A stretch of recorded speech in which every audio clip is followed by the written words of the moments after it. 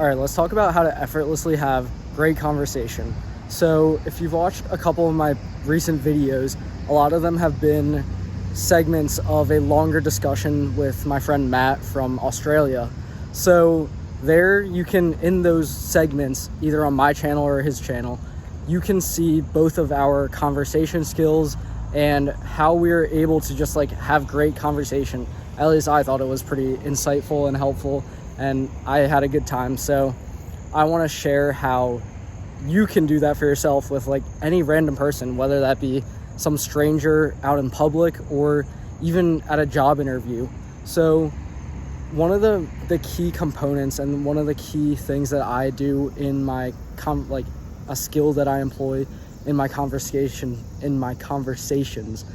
is the concept and the idea of active listening, right?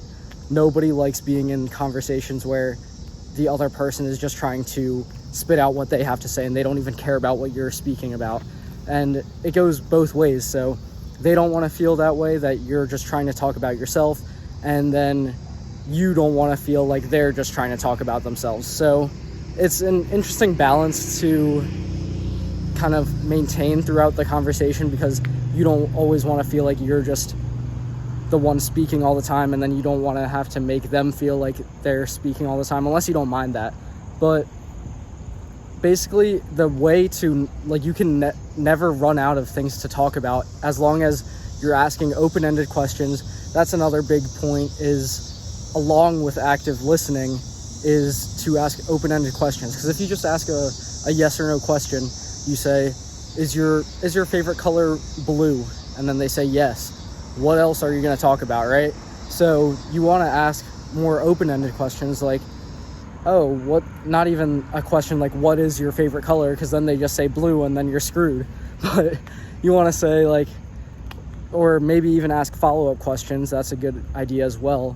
So if they say, or if you say, is your favorite color blue? And they say yes, and then you realize you kind of just screwed yourself and put yourself in a dead end, then you can ask a follow-up question regarding that and say, why is your favorite color blue? Or what makes that the case? Is there any particular reason? So, and I'm just using a very simplistic example of using colors in conversation, but usually that's not what you'd be talking about. And if you watched any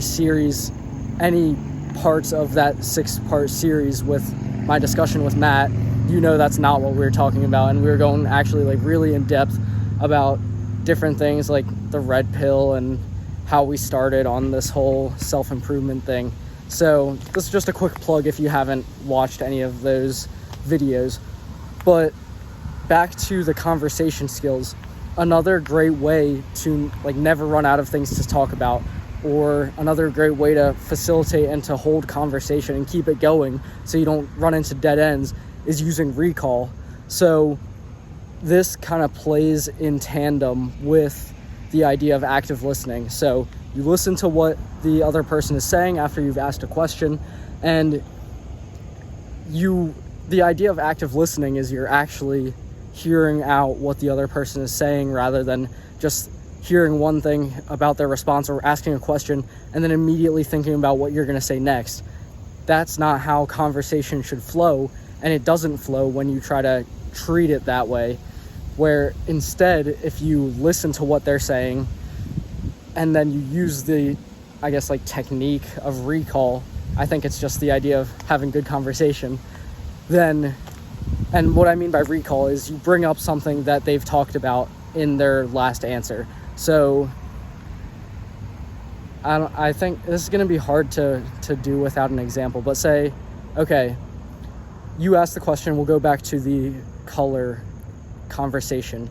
So, what's your favorite color? My favorite color is blue.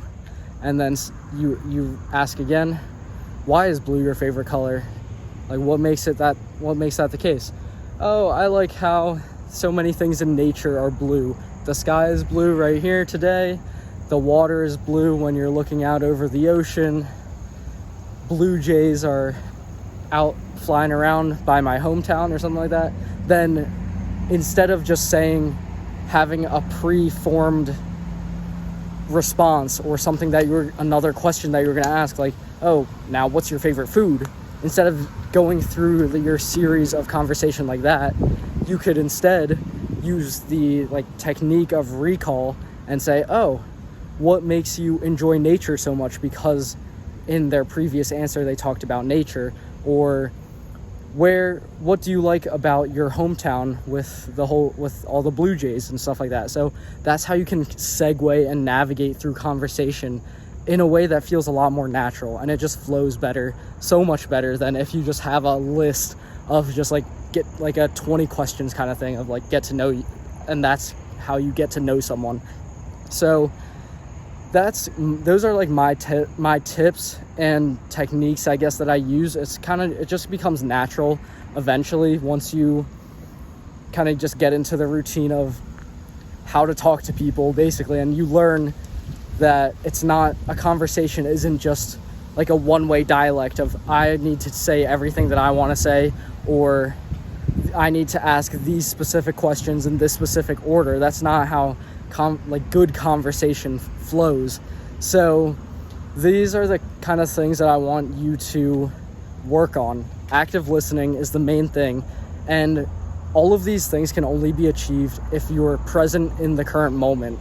If you're thinking entirely about the future of the interview or the future of the conversation, that's when you get tripped up in the ideas of, oh, I need to know what I need to ask next. I have to pre-form this question that I'm going to ask, so then once they're done speaking, I can just rapid fire shoot out the next question. That's not the idea. You have to be present in the current moment in order to do the active listening, because I don't know how else to say it, but you have to be in the present moment and paying attention to what they're saying, because you can't really predict what's going to come out of their mouth.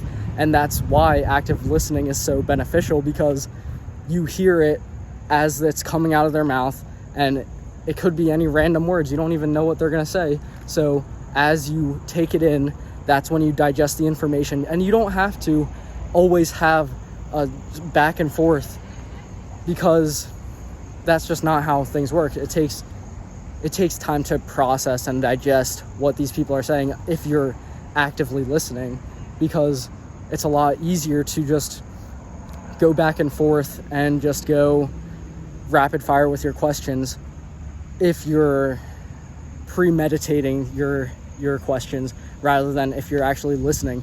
And that's kind of if you're taking pauses in between your, I guess, back and forth discussions with this person, so there's a little bit of silence. It's not really that awkward, because you shouldn't even treat it as being awkward, because you're using that time to process everything they're saying. You can't listen to somebody's whole life story and then expect to just ask a question immediately right after they're done talking, if you're actually listening and actually caring about the things they're saying and the things that are coming out of their mouth. So those are my tips on how to effortlessly hold great conversation. That's going to be the video for today. Thanks for watching. I'll see you next time, and remember to stay on target.